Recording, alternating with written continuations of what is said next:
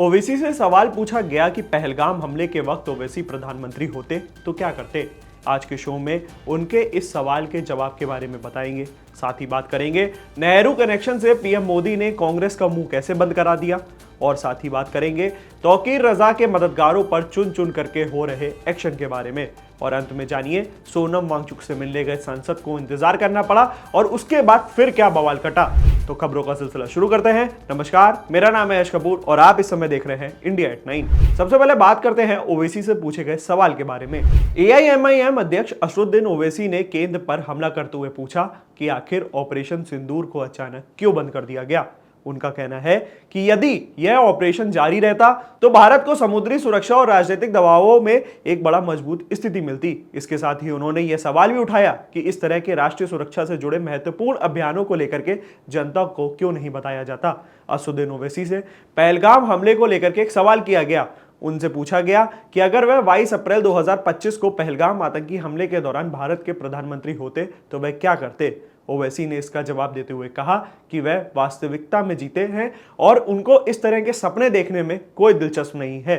ओवैसी ने कहा, मैं इन सब का सपना नहीं देखता, ये ख्वाब देखने का मुझे कोई शौक नहीं है। मैं हकीकत को स्वीकार करता हूं और अपनी पहुंच की सीमा भी जानता हूं। ओवैसी ने आगे कहा कि उनका उद्देश्य सत्ता में बैठना या फिर मंत्री बनना नहीं है। वहीं उन्हें पहलगाम आतंकी हमले पर भारत की प्रतिक्रिया को लेकर कहा कि भारत के पास इसका करारा जवाब देने और का सच्चा मौका था। उन्होंने कहा, यह क्यों रुक गए मुझे नहीं पता, सच में मुझे नहीं पता कि यह क्यों रुके। उन्होंने आगे कहा कि यह जंग जैसी स्थिति थी जिस पर भारत पता नहीं क्यों रुका। ओवैसी ने सोमवार 1 अक्टूबर 2025 को भारत के पाकिस्तान क्रिकेट टीम के साथ एशिया कप मैच में खेले जाने पर भी सवाल उठाए। हालांकि उन्होंने स्पष्ट किया कि मैच जीतने वाली भारतीय टीम के साथ उनका कोई विरोध नहीं है।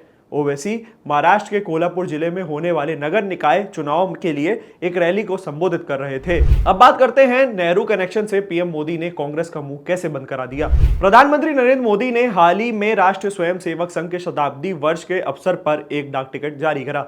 इस डाक टिकट में 1963 की गणतंत्र दिवस परेड का संदर्भ दिया गया था, जब संघ के स्वयंसेवक पहली बार परेड में शामिल हुए।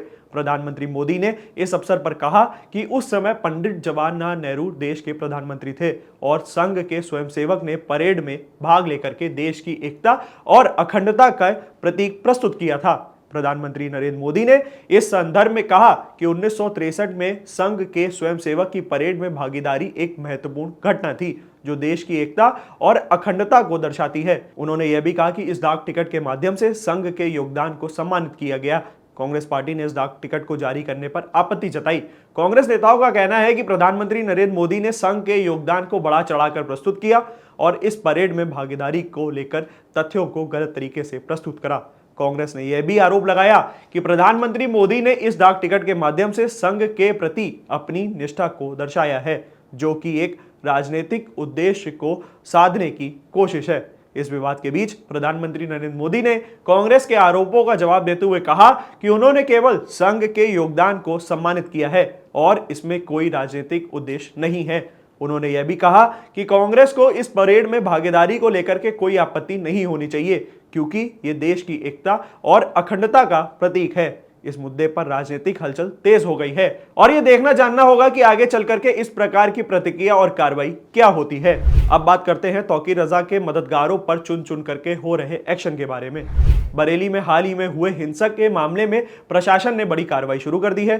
पुलिस ने मौलाना तौकीर रजा और उनके समर्थकों के खिलाफ अब एक बड़ी कार्रवाई की है। अब तक 81 लोगों को गिरफ्तार कर लिया गया है, जिसमें से 3 को पुलिस मुठभेड़ में पकड़ा गया है।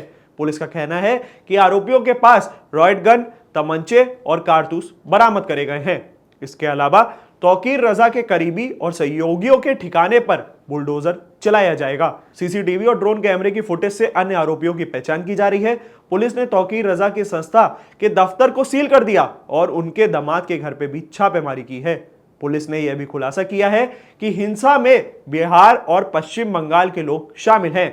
पुलिस अब यह पता लगा रही है कि यह लोग कितने दिन पहले बरेली पहुंचे थे और उनकी गतिविधियां क्या थीं।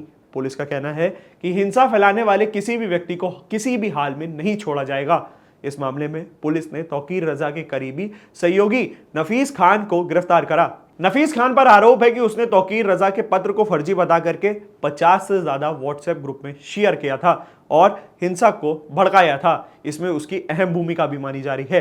पुलिस का कहना है कि इस बार प्रशासन ने बड़ा एक्शन लिया है और किसी को भी नहीं बख्शा जाएगा। पुलिस ने यह भी कहा है कि हिंसा फैलाने वालों के खिलाफ सख्त कार्रवाई करी जाएगी। अब बात करते हैं सोनम वांगचुक से मिलने गए सांसद और फिर क्या हुआ। सीकर के सांसद अमरा राम हाल ही में जोधपुर सेंट्रल जेल पहुंचे, जहां पर्यावरण कार्यकर्ता सोनम वांगचुक बंद है। सांसद का कहना है कि वह लोकतांत्रिक अपराधों और संवैधानिक कार्यकर्ताओं के तहत वांगचुक से मिलने चाहते हैं ताकि उनकी हालत और गिरफ्तारी के पीछे की परिस्थिति को समझा जा सके। हालांकि जेल प्रशासन ने सांसद के वांगचुक से मिलने की अनुमति नहीं दी, जिससे सांसद और उनके समर्थकों में नाराजगी देखने को मिली। अमरा राम ने कहा कि यह उनके लिए चिंता का विषय है कि लोकतंत्र में सांसद के अधिकारों के बावजूद उन्हें जेल में मिलने नहीं दिया जा रहा। सोनम वांगचुक की गिरफ्तारी लद्दाख और लेह में लंबे समय से विरोध का कारण बनी हुई है। स्थानीय लोग छठी अनुसूची के तहत विशेष अधिकारों की मांग को लेकर के आंदोलन कर रहे हैं और वांगचुक की रिहाई की मांग भी कर रहे हैं। विरोध प्रदर्शन में कई स्थानों पर सरकार और प्रशासन के खिलाफ नारेबाजी भी हुई। इस आंदोलन को लेकर के मीडिया और विपक्ष लगातार सरकार पे सवाल उठा रहे हैं कि क्या वास्तव में कार्रवाई कानून के अनुसार हुई या इसे राजनीतिक दबाव में करा गया।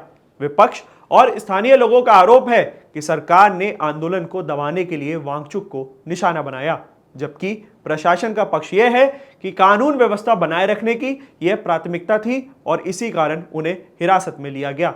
इस मामले में राजनीतिक हलचल तेज हो गई है और केंद्र तथा राज्य सरकार के बीच चर्चा जारी है कि आगे में क्या कदम उठाया जाए। इस पूरे घटनाक्रम से यह स्पष्ट होता है कि वांगचुक की गिरफ्तारी सिर्फ एक व्यक्तिगत मामला नहीं बल्कि लेह लद्दाख के सामाजिक और राजनीतिक संवेदनाओं से जुड़ा मुद्दा बन चुका है। जनता की नजरें अब इसी पर टिकी हुई हैं कि सरकार किस तरह से इस मामले का समाधान निकालती है और लोकतांत्रिक प्रक्रिया के तहत किसी भी पक्ष को सुनती है। तमाम ऐसे न्यूज के वीडियोस के लिए बने रहिए हमारे साथ, देखते रहिए India.com। Thank you for watching.